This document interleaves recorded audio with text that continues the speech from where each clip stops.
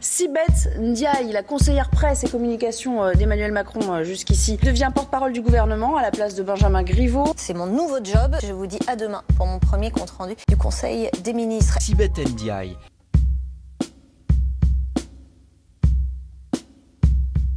Elle recadre sans ménagement un journaliste. Jean-Yves pour M6, où est ta pêche? Elle recadre sans ménagement un journaliste. Les journalistes sont priés de s'éloigner. Allez hop, on se décale.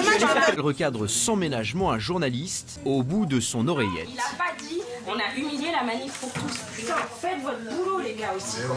Là, non mais là, ça me saoule. Franchement, là, je suis saoulée. On appelle un patron de presse pour protester contre un titre en hurlant que c'est du travail de sagouin. Non mais il faut être précis. Je veux dire, ça, c'est pas du travail de journaliste. C'est du travail de sagouin. Je te le dis. C'est pour ça que je suis un peu vénère, parce que je veux qu'on soit précis dans ce qu'il a dit. Elle arrive et donc il faut imprimer un style. Un drôle de style quand même, hein. C'est un par média ou agence, si tu l'as bien entendu. On a les indépendants. Et les caméras. Les indépendants, ils sont indépendants. D'accord, arrêtez de me faire suer là.